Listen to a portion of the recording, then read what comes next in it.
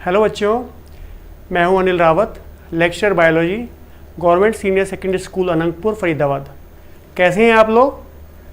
अभी लॉकडाउन है तो आप लोग घर पे पढ़ाई कर रहे होंगे।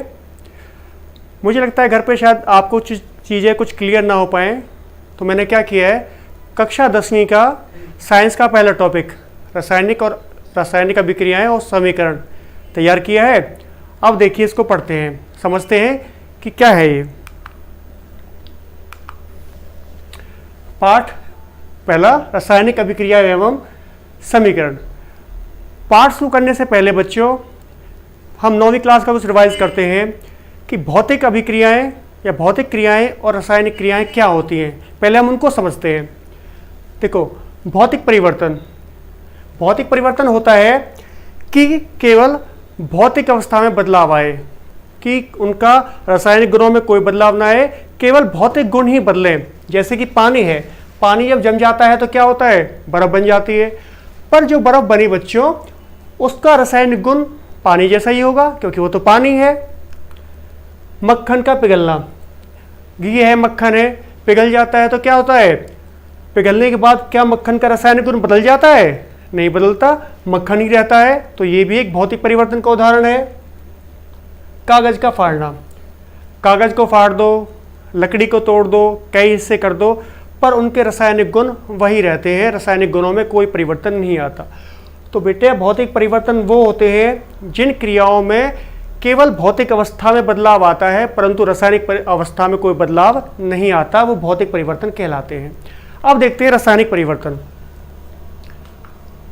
देखिए, दूध से दही का बनना, दूध का प्रकृति अलग होती है, दही की प्रकृति अलग होती है। और दूध से जब दही बन जाती है तो रासायनिक गुण बिल्कुल ही बदल जाते हैं। दूध के रासायनिक गुण अलग होते हैं और दही के रासायनिक गुण बिल्कुल ही अलग होते हैं। ठीक है। शरीर में भोजन का पचना, जो खाना हम खाते हैं उसमें हजारों रासायनिक अभिक्रियाएं होती हैं, तब जाके वो खाना हमारे शरीर में डाइजेस्ट होता है। तो ये भी एक रासायनिक क्रिया का एक उदाहरण है। लोहे पर जंग लगना, ये हमने सबने देखा है कि लोहे को हमने रख दिया कुछ समय के लिए बाहर खुले में, जब वो हवा के संपर्क में या पानी के संपर्क में आता है तो उस पर एक भूरे रंग की परत जम जाती है, उसे कहते हैं जंग। तो जो जंग लगा बच्चों, वो भी एक रासायनिक क्रिया के कारण ही हुआ। तो ये सारे जो परिवर्तन देखे, ये सारे रासायनिक परिवर्तन हैं। एक उदाहरण और दूंगा, किसी चीज़ में आप आग जलाते हैं, मोमबत्ती जलाओ या लकड़ी जलाओ।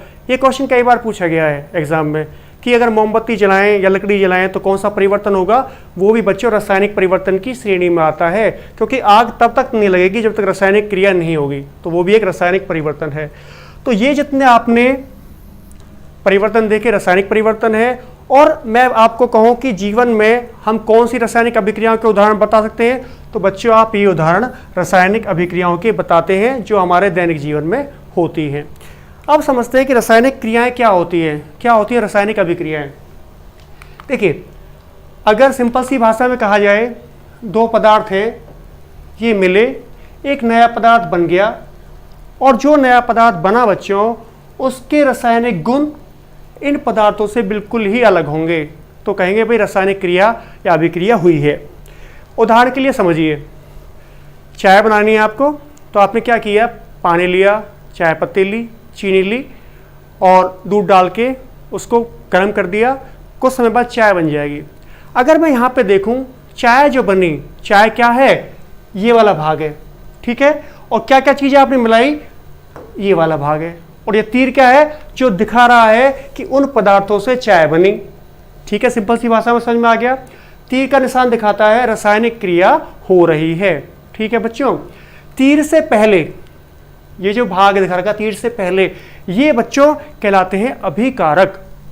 इन्हें कहते हैं हम अभिकारक। अभिकारक मतलब वो पदार्थ जो अभिक्रिया करते हैं, अभिकारक कहलाते हैं। तीर से पहले होते हैं अभिकारक, और अभिक्रिया करने के बाद जो बना उसे कहते हैं बच्चों उत्पाद। उत्पाद इंग्लिश में कह सकते हैं उसको प्रोडक्ट।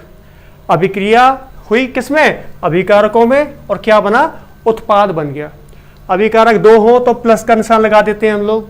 ऐसे उत्पाद भी एक से ज़्यादा हो सकते हैं, तो यहाँ भी प्लस का निशान लगा के दूसरा लिखा जा सकता है। समझ में बात आई? देखिए,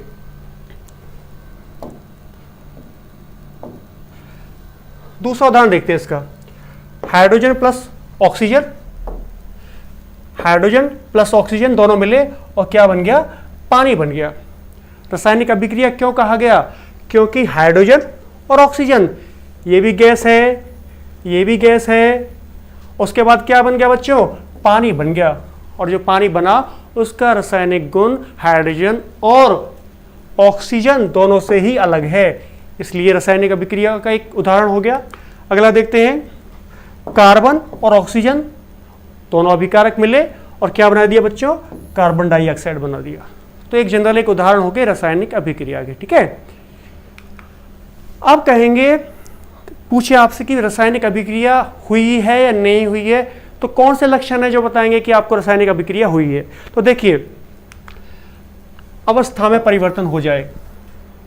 अवस्था में परिवर्तन का मतलब क्या है, अभी हमने देखा बच्चों, H2 प्लस में O2 इसने मिला दिया, बना दिया H2, ठीक है। ये दोनों क्या थे, गैस थे, और ये क्या बन गया, पानी बन गया। पानी कैसा होता है, तरल होता है बच्चों, तरल बन गया। तो दोनों की अवस्थाएं बिल्कुल बदल गई। तो इस हम कह सकते हैं कि भाई रासायनिक अभिक्रिया हुई है। तो एक गुण ये हो गया रासायनिक अभिक्रिया का, अवस्था में परिवर्तन हो जाना, ठीक है। अब दूसरा गुण होता है प्यारे बच्चों, रंग में परिवर्तन हो जाना, रंग बदल जाए। एक सामान्य से मैं उदाहरण देता हूं आपको। आपने एक एप्पल लिया, सेब लिया, उसको काट दिया आधा बीच में से, काटने के बाद कटे हुए हिस्से को आपने रख दिया बाहर।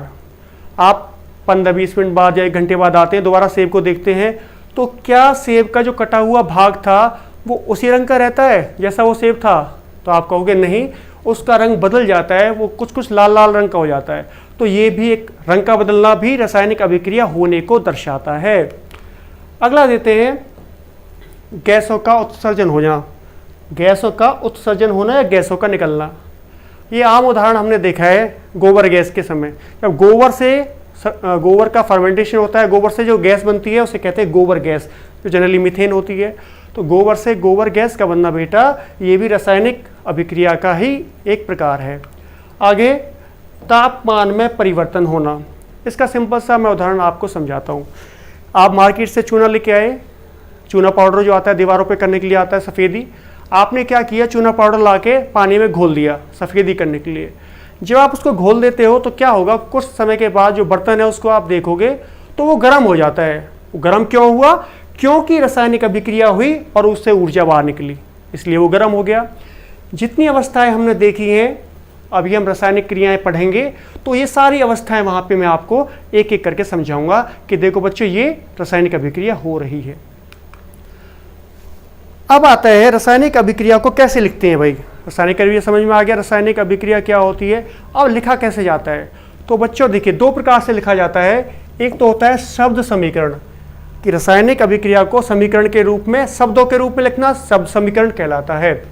कैसे जी, देखिए, एक अभिक्रिया है ये, मैग्नीशियम प्लस ऑक्सीजन, और इन्होंने मिलकर बनाया मैग्नीशियम ऑक्साइड, ठीक है। मैग्नीशियम ऑक्सीजन और मैग्नीशियम ऑक्साइड शब्दों के रूप में हमने समीकरण को दिखाया है, इसको कहते हैं शब्द समीकरण। अगर रासायनिक अभिक्रिया को शब्दों के रूप में दिखाया जाए तो वो कहलाता है बच्चों शब्द समीकरण। यहाँ पे ये दोनों मैग्नीशियम और ऑक्सीजन क्या है, अभिकारक हैं, और ये मैग्नीशियम ऑक्साइड क्या बन गया, उत्पाद बन गया, प्रोडक्ट बन गया। अब देखिए, कई रासायनिक अभिक्रिया काफ़ी लंबी होती है तो शब्द समीकरण लिखना बड़ा मुश्किल सा हो जाता है। तो फिर क्या करना चाहिए, फिर दूसरा है उसको सूत्र के रूप में लिखना। रासायनिक अभिक्रिया को सूत्र के रूप में लिखना बच्चों सूत्र समीकरण कहलाता है या कंकाल समीकरण कहलाता है। देखिए, मैग्नीशियम का सूत्र क्या होता है, Mg मैग्नीशियम, ऑक्सीजन का क्या होता है, O2 ऑक्सीजन, और मिलके क्या बनाया इन्होंने, तीर का निशान, मैग्नीशियम ऑक्साइड। ये हमने लिख दिया मैग्नीशियम ऑक्साइड। तो ये मैग्नीशियम ऑक्साइड जो है ये क्या है, मैग्नीशियम का ऑक्साइड का सूत्र MgO, ऑक्सीजन का सूत्र O2 और मैग्नीशियम का सूत्र Mg। तो बच्चों, किसी भी रासायनिक अभिक्रिया को सूत्र के रूप में लिखना सूत्र समीकरण या कंकाल समीकरण कहलाता है।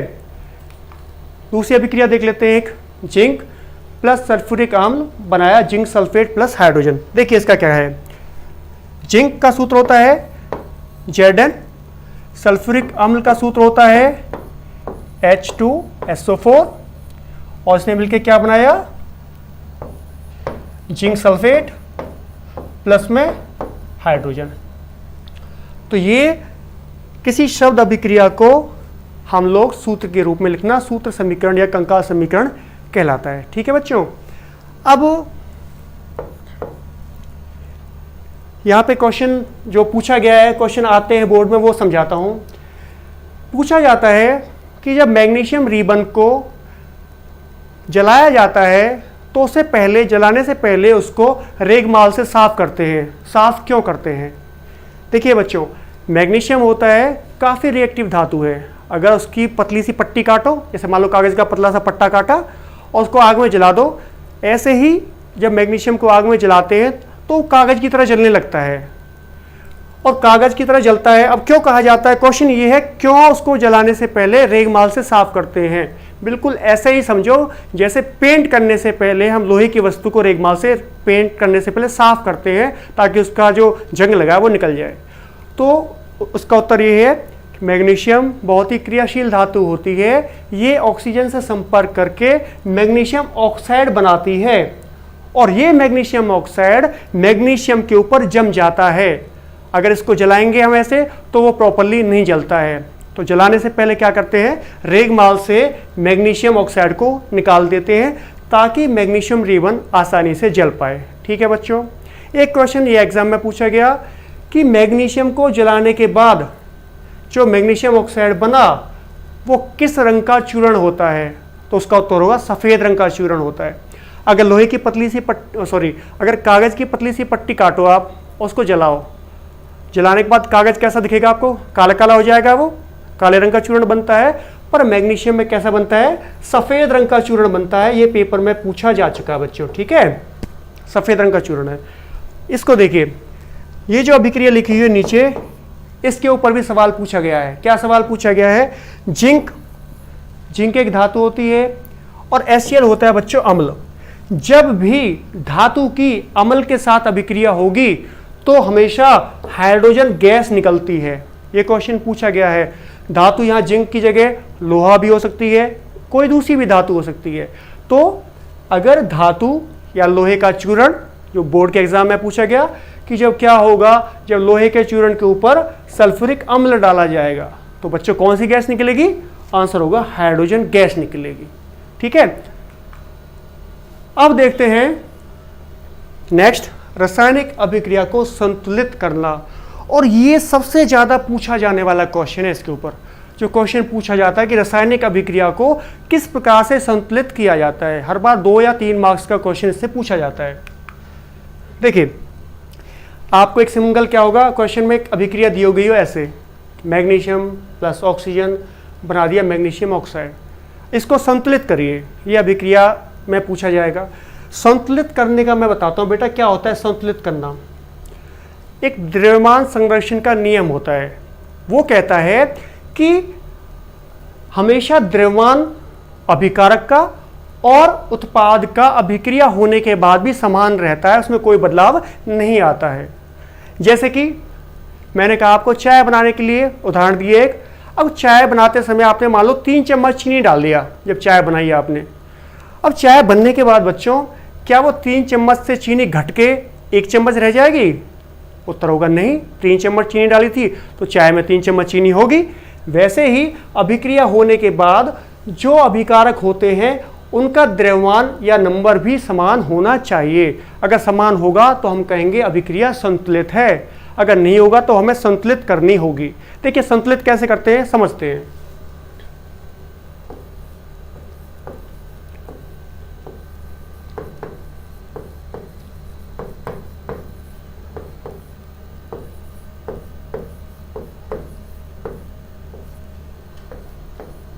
देखो बच्चों, हम लिखते हैं अब तत्व, अभिकारक और उत्पाद। तत्व देखते हैं, यहां पे था मैग्नीशियम। मैग्नीशियम का सूत्र यहां पे लिख लिया, मैग्नीशियम, ठीक है जी। फिर यहां पे है ऑक्सीजन, ये लिख दिया मैंने यहां पे ऑक्सीजन। उसके बाद देखते हैं अभिकारक में क्या बना, Mg और O, ठीक है, Mg और O यही ये दोनों। अब देखते हैं इसका नंबर, संख्या। यहां पे मैग्नीशियम कितना है, Mg 1 है, तो यहाँ पे मैंने लिख दिया अभिकारक में Mg 1 है। उत्पाद में देखा यहाँ पे कितना Mg, ये भी 1 है, बिल्कुल 1 लिख दिया। O देखा यहाँ पे O, ऑक्सीजन कितने यहाँ पे बच्चों 2, तो यहाँ पे मैंने ऑक्सीजन लिख दिया अभिकारक में 2। और उत्पाद में कितना ऑक्सीजन है 1, यहाँ पे लिख दिया 1। तो क्या ये अभिक्रिया संतुलित है? तो आप कहोगे संतुलित नहीं है, यहाँ पे ऑक्सीजन 2 है पर यहाँ पे ऑक्सीजन कितना है 1 है। तो कैसे संतुलित करेंगे? देखिए, इसको जो यहाँ पे ऑक्सीजन 2 थी, इसको बराबर करने के लिए इसको 2 से गुणा कर देंगे, तो यहाँ भी उत्पाद में ऑक्सीजन 2 हो जाएंगी। अब उत्पाद ये है, ये जो बना हुआ है उत्पाद है, देखिए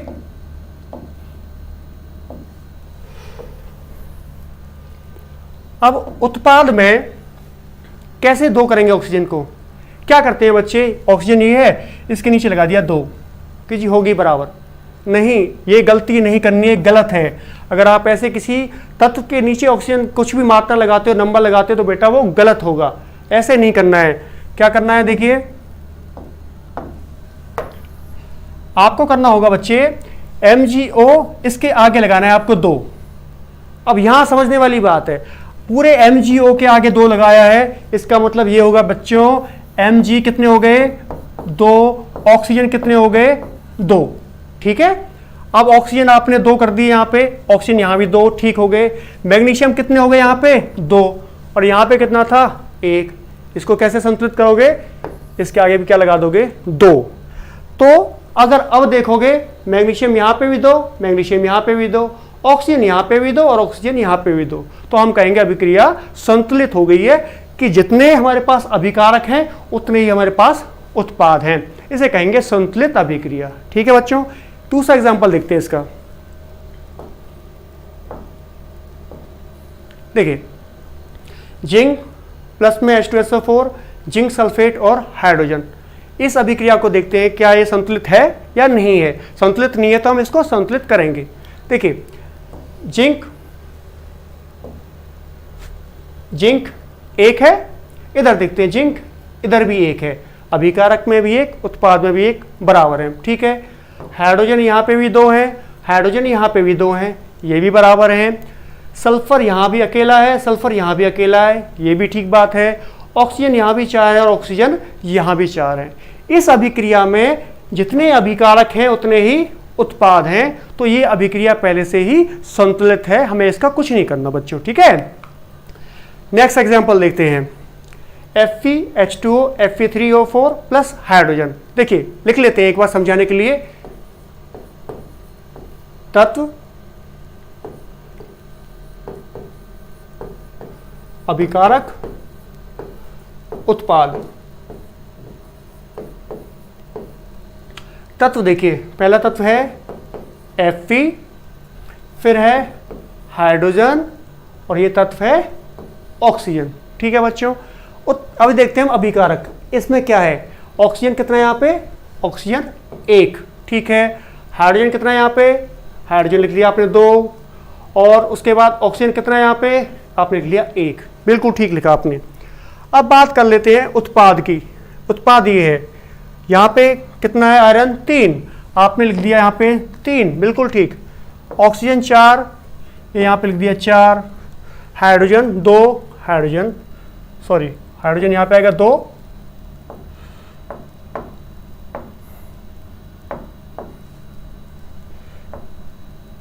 फिर से लिखते हैं। देखो, Fe ये तत्व है, ये अभिकारक,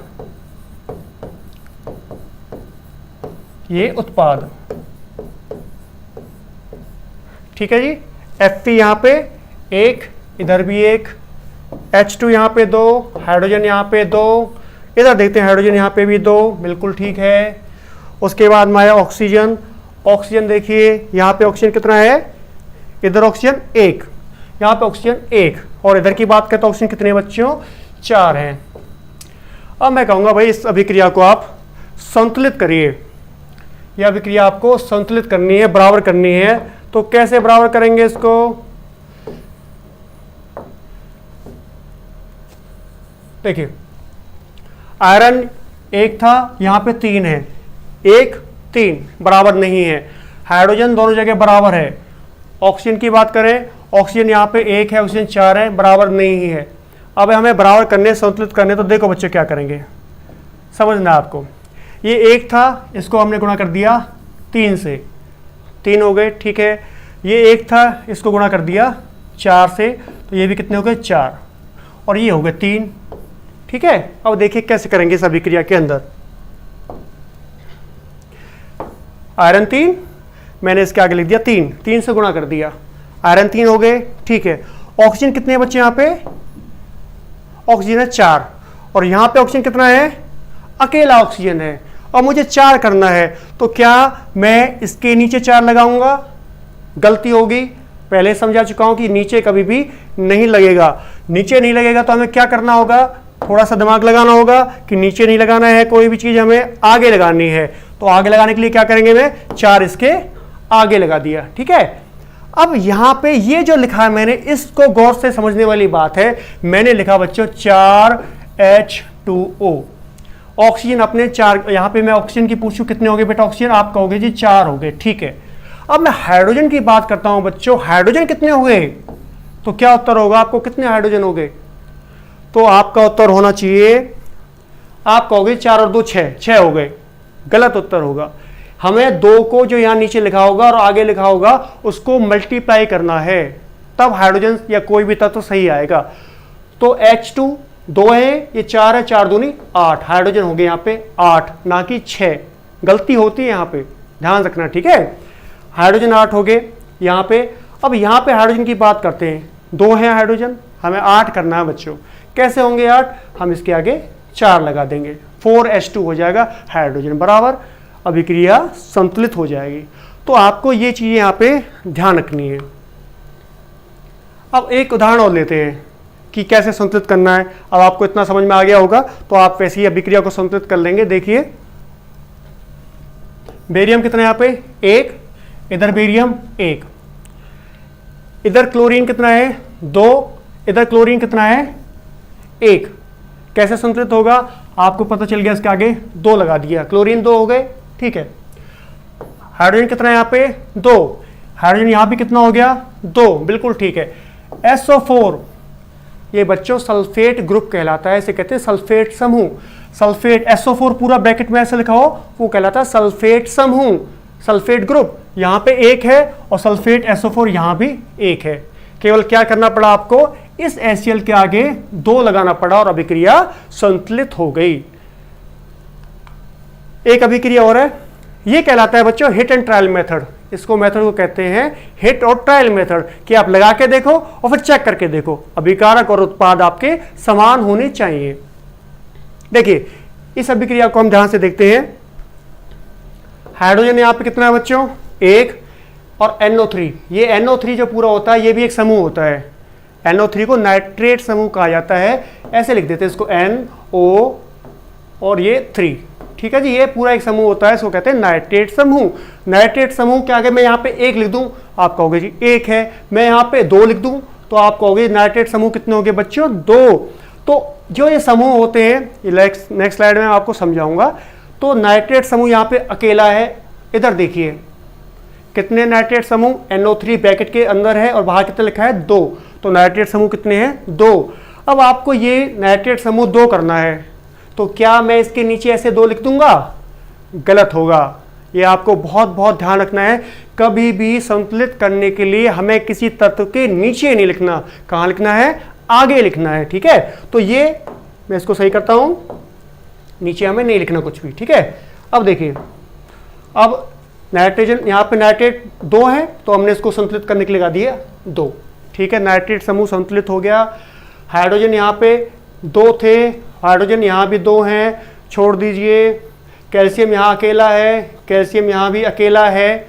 अब देखते हैं हाइड्रोजन 2 यहाँ पे थे और हाइड्रोजन कितने यहाँ पे भी 2, क्योंकि ये भी समझ लीजिए आप OH2 लिखा हुआ है, OH ब्रैकेट में 2 बाहर है, इसका मतलब होता है ऑक्सीजन भी 2 हैं और हाइड्रोजन भी 2 हैं। कंफ्यूज नहीं होना, ब्रैकेट में है दोनों, उसके बाहर लिखा है 2 नीचे, इसका मतलब ये दोनों क्या हैं 2 हैं। हाइड्रोजन यहाँ पे 2 थे 4, यहाँ पे हाइड्रोजन कितना है 2, आपको संतुलित करना है। क्या करोगे, आगे लगा दोगे 2, संतुलित हो गया।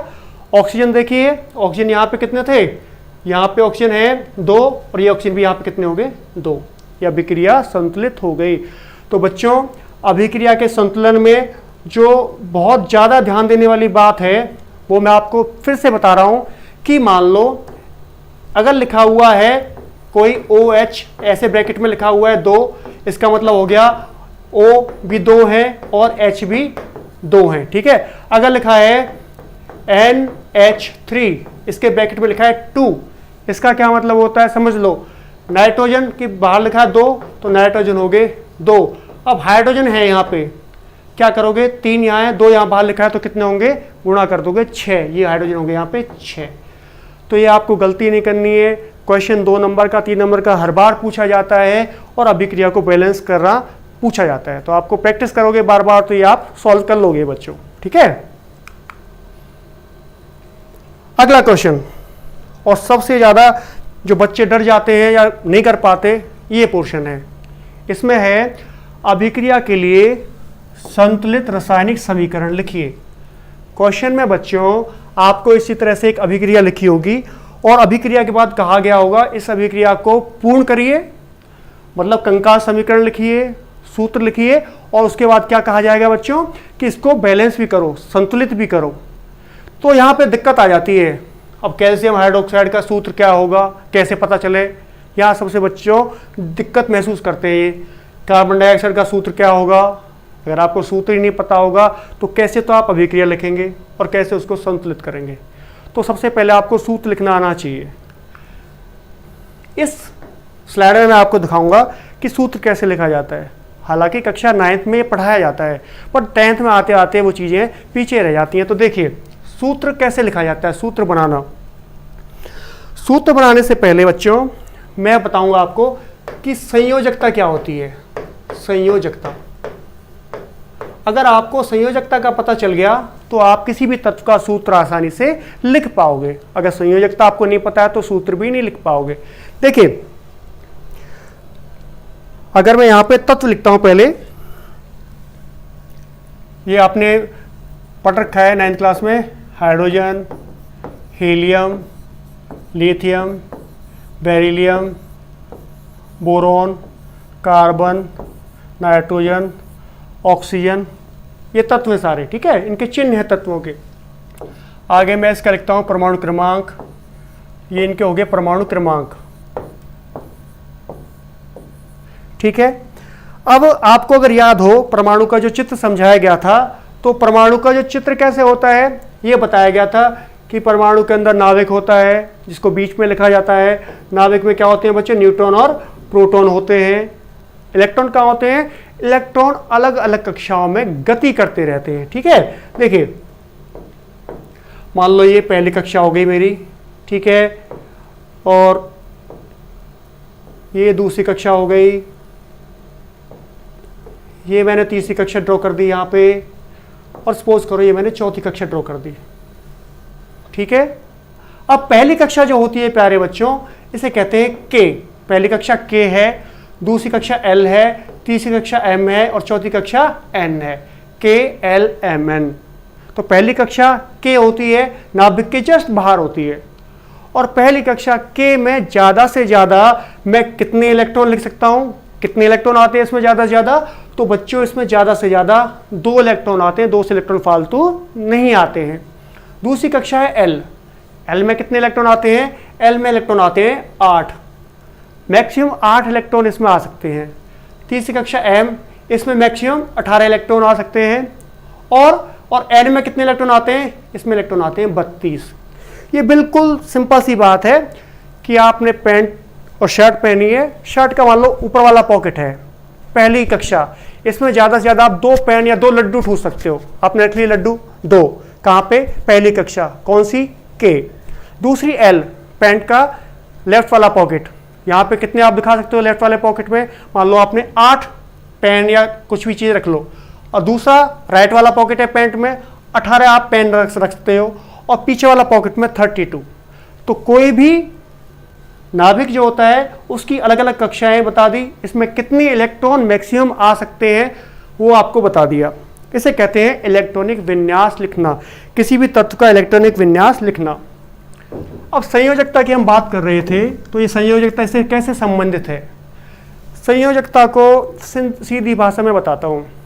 मेरे पास 2 पेन हैं और 2 पेन है और मेरे दोस्त के पास एक भी पेन नहीं है, तो लिखने के लिए मैंने क्या किया, अपना एक पेन अपने दोस्त को दे दिया। अब मेरे पास भी एक पेन है, मेरे दोस्त के पास भी एक पेन है, ठीक है। मैंने एक पेन दिया और उसने मेरा पेन लिया।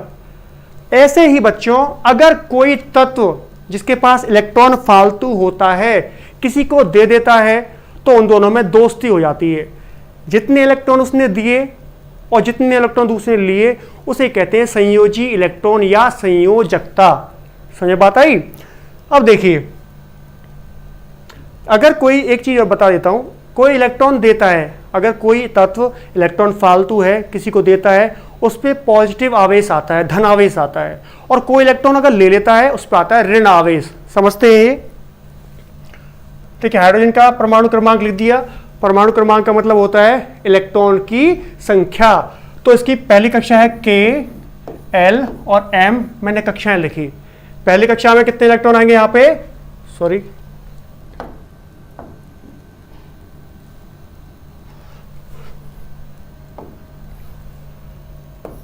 Hydrogen, helium, lithium, beryllium, boron, carbon, nitrogen और ऑक्सीजन।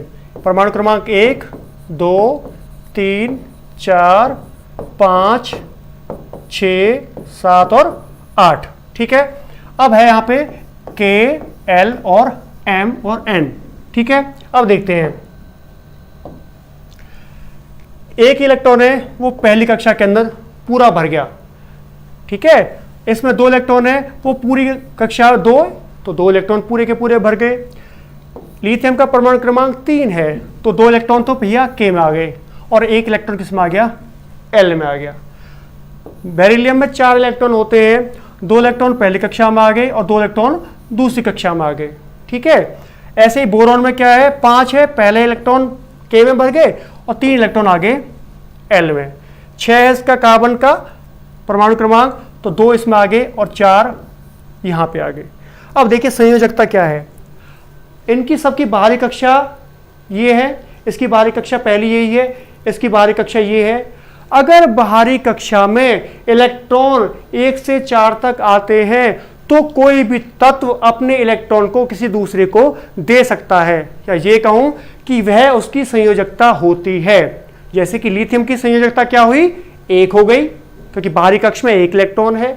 बेरिलियम की संयोजकता 2 हो गई। इसके बाद बोरॉन की 3 हो गई और कार्बन की संयोजकता 4 हो गई। अर्थात ये जितने तत्व हैं जिनके बाहरी कक्ष में 1, 2, 3 या 4 इलेक्ट्रॉन आ रहे हैं, ये अपने इलेक्ट्रॉन दूसरे को दे देते हैं और वही इनकी संयोजकता बन जाती है। सबसे महत्वपूर्ण बात नोट करने की, इलेक्ट्रॉन देने पर संयोजकता या प्लस के आयन बनते हैं, ये बात मत भूलना। इलेक्ट्रॉन देता है कोई तो प्लस के आयन बनते हैं, इलेक्ट्रॉन लेता है प्यारे बच्चों तो फिर नेगेटिव आयन बनते हैं, ऋण आयन कहते हैं उसको। तो इसको कह देते हैं +1, इसको +2, इसको +3 और इसको +4। यहां तक बात क्लियर संयोजकता को लेके। जो तत्व जिसके कक्षा के अंदर 2, 8 या 18 इलेक्ट्रॉन पूरे भर जाते हैं, वो इलेक्ट्रॉन ना तो किसी को देता है ना इलेक्ट्रॉन लेता है, क्योंकि उसकी कक्षा में पूरे इलेक्ट्रॉन भरे हुए हैं। जैसे कि हीलियम है, हीलियम के 2, जैसे पहली कक्षा मान लो ये थी, ये बीच में नाभिक था, ये पहली कक्षा K है। K में 2 इलेक्ट्रॉन थे, 2 ही आने चाहिए थे, पूरी भरी हुई है। तो हीलियम को ना तो किसी को इलेक्ट्रॉन देने की जरूरत है ना इलेक्ट्रॉन लेने की जरूरत है, तो हीलियम की संयोजकता हो जाएगी 0। हीलियम की संयोजकता हो जाएगी 0, क्योंकि ना इलेक्ट्रॉन लेता है ना ही देता है। आगे देखिए 8 क्या होता है? अगर बाहरी कक्षा में 8 इलेक्ट्रॉन आ जाते हैं तो भी संयोजकता हो जाती है 0, क्योंकि ना उसको इलेक्ट्रॉन देना ना इसको इलेक्ट्रॉन लेना। और 18 आते हैं तो भी ऐसा होता है। हीलियम, नियोन और आर्गन, ये 3 तत्व ऐसे हैं जिनकी संयोजकता 0 होती है, अर्थात ना तो इलेक्ट्रॉन देते हैं और ना इलेक्ट्रॉन लेते हैं, इन्हें आदर्श गैस कहा जाता है।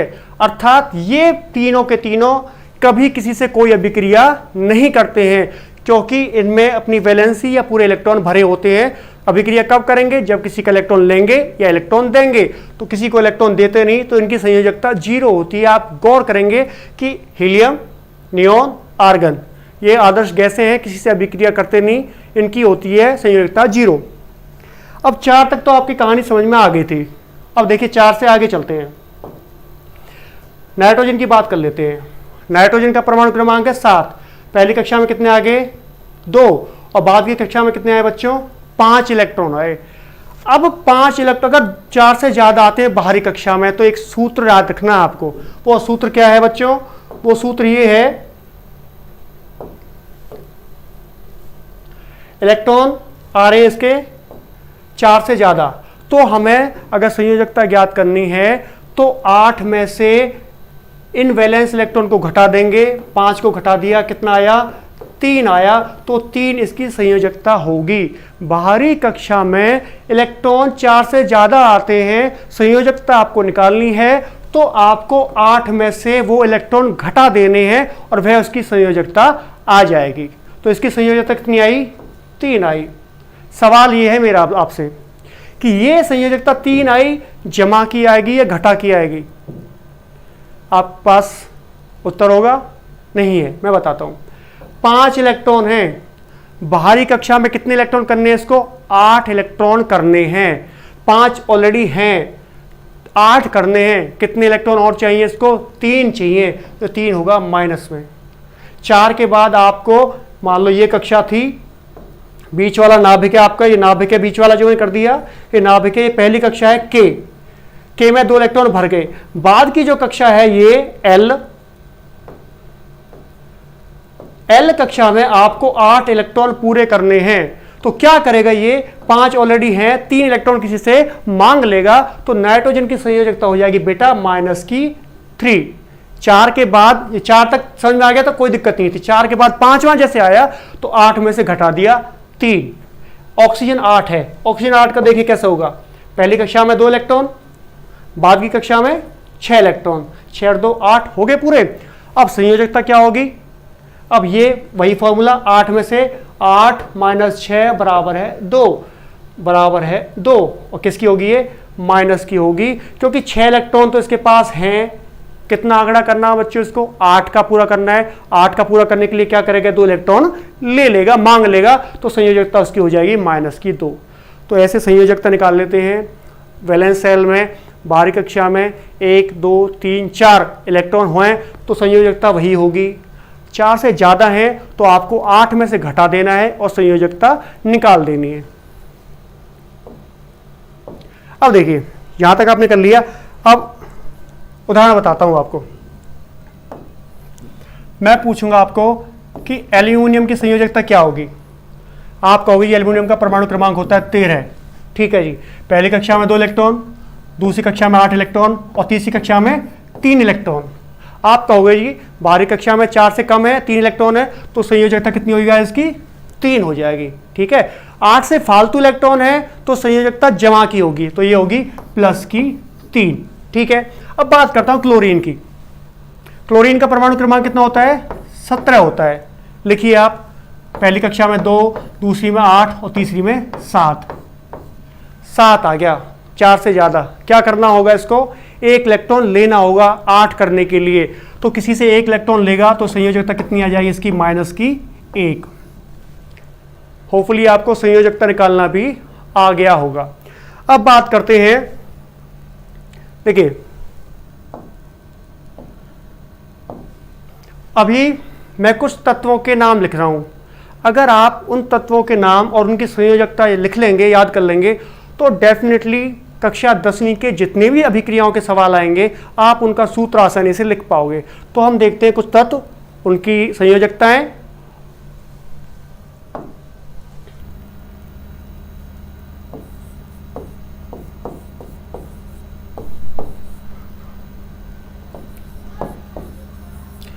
देखिए बच्चों, आपको ये मैं तत्व लिख रहा हूं और इनकी संयोजकता लिख रहा हूँ, तो आपको जो संयोजकता है वो केवल इन तत्वों की याद रखनी है और इनसे जो भी क्वेश्चन आएगा आप कर पाओगे।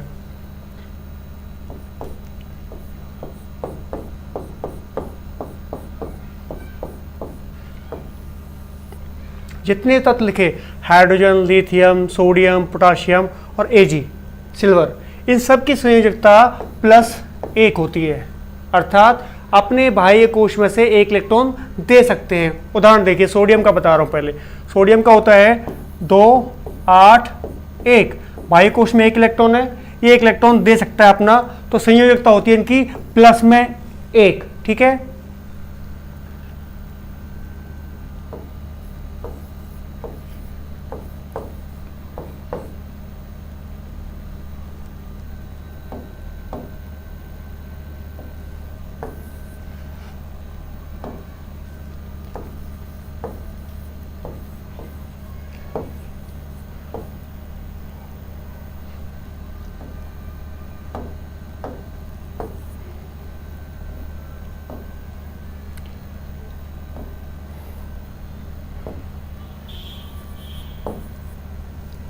ये तत्व लिखे बेटा मैंने यहाँ पे, बेरिलियम, मैग्नीशियम, कैल्शियम, कॉपर और बेरियम, ठीक है।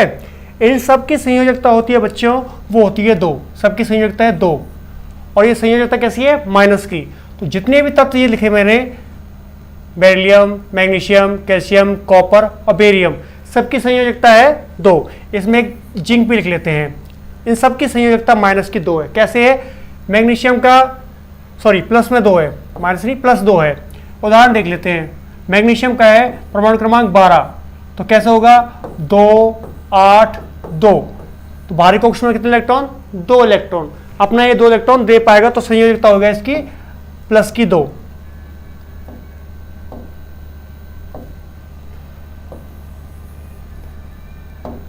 ठीक है। एल्युमिनियम होता है एक, एल्युमिनियम Al, इसकी संयोजकता होती है +3। ये प्लस की संयोजकता वाले थे, ठीक है। अब देखिए,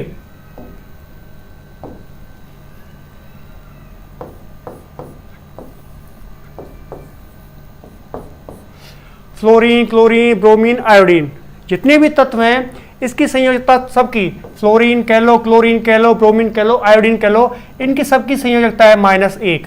मतलब इनका एक इलेक्ट्रॉन कम होता है तो एक इलेक्ट्रॉन लेते हैं किसी को। देखिए, फ्लोरीन है, क्लोरीन है, क्लोरीन का देखिए 17 होता है परमाणु क्रमांक, 17 को लिखोगे 2, पहले में 8, फिर 7, एक इलेक्ट्रॉन 8 का आंकड़ा पूरा करने के लिए कम है, तो एक इलेक्ट्रॉन लेना पड़ता है, संयोजकता होगी इसकी -1। तो इन सब जितने तत्व हैं, फ्लोरीन, क्लोरीन, ब्रोमीन, आयोडीन, इनकी संयोजकता होती है -1।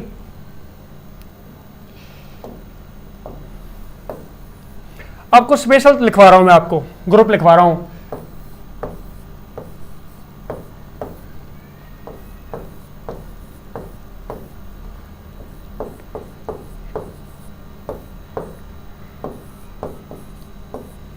ये समूह है सारे, देखिए ये जो समूह है, ये सल्फेट -2, कार्बोनेट -2,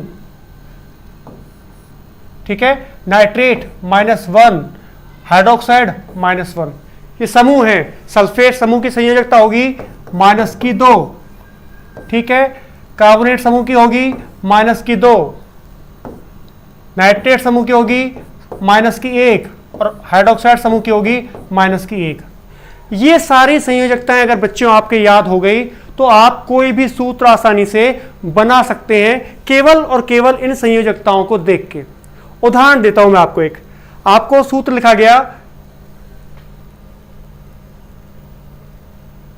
NaCl का, सिंपल सा बताता हूं पहले। NaCl का सूत्र लिखिए, सोडियम क्लोराइड, तो आपने यहां पे लिख लिया सोडियम NaCl, ठीक है।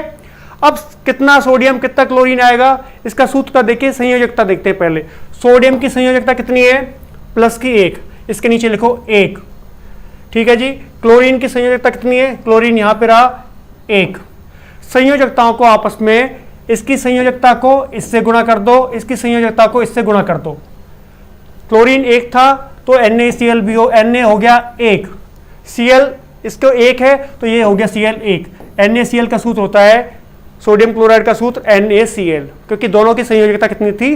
एक एक, एक सोडियम आया और एक क्लोरीन आया।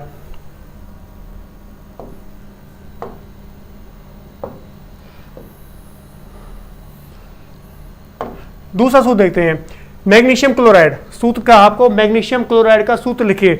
मैग्नीशियम का होता है चिन्ह Mg, Cl का होता है, क्लोरीन का Cl हो गया। इसका सूत्र लिखना है। अब पता है मैग्नीशियम की संयोजकता देखो कितनी है, प्लस की 2, आपने इसके नीचे लिखा 2। क्लोरीन की कितनी संयोजकता है, 1, इसके नीचे क्लोरीन के नीचे 1 लिखा। अब क्या करना है बच्चों, आपको सूत्र बनाना है इसका। तो सूत्र बनाने के लिए जितनी संयोजकता इसकी क्लोरीन की 1 है, क्लोरीन 1 को इससे गुणा कर दो, मैग्नीशियम कितना हो जाएगा 1। सूत्र बना Mg हो गया 1, ठीक है। अब मैग्नीशियम की संयोजकता कितनी है 2, इसको क्लोरीन के नीचे यहां लिख दो, तो Cl कितने बन गया 2। ये सूत्र बन गया मैग्नीशियम क्लोराइड का MgCl2। केवल हमें संयोजकताएं एक दूसरे के नीचे लिखनी है। क्लोरीन की संयोजकता मैग्नीशियम के साथ लिखनी है और मैग्नीशियम की संयोजकता क्लोरीन के साथ लिखनी है। ऐसे बच्चों बनता है सूत्र। और देख लेते हैं एक सूत्र।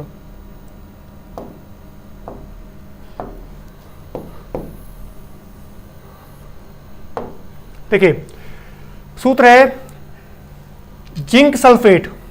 जिंक सल्फेट का सूत्र लिखना है। जिंक मैंने यहां लिख दिया, ठीक है जी। सल्फेट ये लिख दिया आपने, ऐसे करके लिख दिया। जिंक की संयोजकता कितनी होती है प्यारे बच्चों, 2 होती है, प्लस की 2। सल्फेट की संयोजकता कितनी होगी 2, ये 2 लिख दिया। अब इसको भी सल्फेट को भी 2 से गुणा करो, इसको भी 2 से गुणा करो, और 2 मतलब ऐसे देखिए, ऐसे कि हमने लिखा Zn2 और SO4 भी 2। अगर ये दोनों एक जैसे होते हैं तो इनको काट देते हैं, सूत्र बन जाएगा जिंक SO4 सल्फेट। तो अगर आपको संयोजकताएं प्यारे बच्चों किसी की भी संयोजकता पता है तो आप आसानी से सूत्र बना सकते हो, और सूत्र बना के फिर क्या कर सकते हो, अभिक्रिया को संतुलित कर पाओगे। देखिए अब इस पर आते हैं। अब हमें पूछा गया है कैल्शियम हाइड्रोक्साइड का सूत्र लिखना। पहले कैल्शियम का आपको पता है CO होता है, हाइड्रोक्साइड को लिखते हैं OH से। अब बात करते हैं संयोजकता की। इसकी संयोजकता होगी 2, OH की संयोजकता होती है -1। तो सूत्र क्या बना, Ca को इससे गुणा किया, Ca हो गया 1, और OH जो पूरा है इसको गुणा करोगे 2 से, OH2, CaOH2। इसका सूत्र हो गया कैल्शियम हाइड्रोक्साइड का। कार्बन डाइऑक्साइड का सूत्र क्या होता है, CO2 होता है, ठीक है जी। इन्होंने अभिक्रिया करी, क्या बनाया, कैल्शियम कार्बोनेट। कैल्शियम का सूत्र होता है Ca और कार्बोनेट होता है CO3। अब सूत्र बनाना है इसका। कैल्शियम की संयोजकता भी 2 होती है और कार्बोनेट की संयोजकता भी 2 होती है। 2 यहां लिखो, 2 यहां लिखो, कोई फायदा नहीं लिखने का, काट दो इसको। तो सूत्र बन जाएगा प्यारे बच्चों इसका, अगर दोनों संयोजकता एक जैसी है तो नीचे लिखने की कोई जरूरत नहीं है। सूत्र बन गया इसका CaCO3, ठीक है। सूत्र बन गया CaCO3 प्लस में जल। जल का फॉर्मूला आपको पता है H2O, लिख दिया आपने। अब करना है इसको बैलेंस, संतुलित करना है। देखिए संतुलित कैसे करेंगे, यह अभिक्रिया लिखी, कैसे करेंगे संतुलित। कैल्शियम 1, कैल्शियम यहां पे भी 1, बिल्कुल ठीक है, कोई दिक्कत नहीं है। उसके बाद देखते हैं हाइड्रोजन यहां पे कितने हैं, 2। हाइड्रोजन यहां पे भी कितने हैं, 2, इसमें भी कोई दिक्कत नहीं है, बिल्कुल ठीक है। नेक्स्ट चलते हैं ऑक्सीजन। देखिए ऑक्सीजन OH के बाहर 2 है, ऑक्सीजन यहां पे 2, ऑक्सीजन यहां पे 2, 4 ऑक्सीजन हो गए। यहां पे ऑक्सीजन 3, यहां पे ऑक्सीजन 1, 3 और 1 4 हो गए बच्चों, ठीक है। ये भी बैलेंस होगी। कार्बन यहां अकेला, कार्बन यहां भी अकेला, तो सारे के सारे जो तत्व हैं वो बैलेंस हो गए। तो ऐसे आपको सूत्र लिखना है और फिर आपको बैलेंस करना है। नेक्स्ट अभिक्रिया देखते हैं।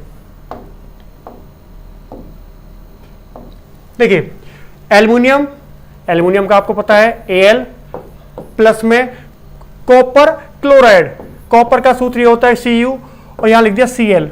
अब पता है आपको कि जो कॉपर होता है, अब शायद आप जान गए होंगे, कॉपर का जो होता है +2 संयोजकता होती है, कॉपर की 2 होती है, क्लोरीन की 1 होती है। तो सूत्र कैसे बनेगा, इसकी संयोजकता को इसके नीचे लिख दिया, इसकी संयोजकता उसके 1 लिखने की आवश्यकता है नहीं। तो सूत्र बन गया CuCl2, ठीक है। इन्होंने मिलकर बनाया एल्युमिनियम क्लोराइड, Al क्लोराइड का होता है Cl। सूत्र बनाओ, कैसे बनाओगे? Al की संयोजकता 3, Cl की 1, इसको इससे गुणा करो, इसको इससे गुणा करो, तो कैसा होगा? गुणा करने के बाद क्या आएगा देखते हैं एक बार। गुणा करने के बाद क्या आया बच्चों? AlCl3, ये बन गया सूत्र। प्लस में कॉपर, Cu होता है कॉपर। अब देख लीजिए, बैलेंस करते हैं। Al अकेला यहाँ पे, Al अकेला, कोई दिक्कत नहीं है। कॉपर यहाँ पे अकेला, कॉपर यहाँ भी अकेला, बिल्कुल ठीक है। अब यहाँ पे Cl 2 है और यहाँ Cl 3 है, बराबर करने हैं। तो क्या करोगे आप करोगे, यहाँ पे 2 थे, यहाँ पे 3 है, तो मैंने यहाँ के 3 से इसको गुणा कर दिया और इसको यहाँ से कर दिया 2 से गुणा। तो क्लोरीन कितने हो गए? 3 गुणा में 2 6 और 3 दूनी 2 गुणा में 3, 2 गुणा में 3 6, ये बराबर हो गए क्लोरीन। क्लोरीन बराबर तो हो गए। अब एल्युमिनियम यहाँ कितने हो गए प्यारे बच्चों? 2, यहाँ कितना था? 1, आप 2 लगा दो, बराबर हो गया। कॉपर कितने हो गए? यहाँ पे 3, यहाँ पे कितना था? 1, इसके आगे 3 लगा दो। अभिक्रिया लिखी और अभिक्रिया को फिर बैलेंस हमने कर दिया। एक अभिक्रिया और देख लेते हैं। Zinc Zn, zinc silver nitrate AgNO3, Ag की संयोजकता 1 होती है और जो नाइट्रेट होता है उसकी संयोजकता भी माइनस की 1 होती है, तो दोनों का सूत्र AgNO3 बनाया। Zinc nitrate, zinc NO3, zinc nitrate, और नाइट्रेट के नीचे लगा दिया 2। और ये 2 क्यों आया बच्चों? 2 इसलिए आया कि जिंक की संयोजकता होती है 2, नाइट्रेट की होती है 1, तो जिंक तो 1 आ गया और ये कितने आगे? 2 आगे। प्लस में सिल्वर है Ag। अभिक्रिया लिख दी पहले, अब करते हैं इसको बैलेंस। देखिए, जिंक यहाँ 1, जिंक यहाँ भी कितना है? 1 है जिंक, ठीक है। जिंक यहाँ पे अकेला था, जिंक यहाँ भी अकेला है, बिल्कुल ठीक है। आगे देखते हैं, Ag यहाँ पे अकेला और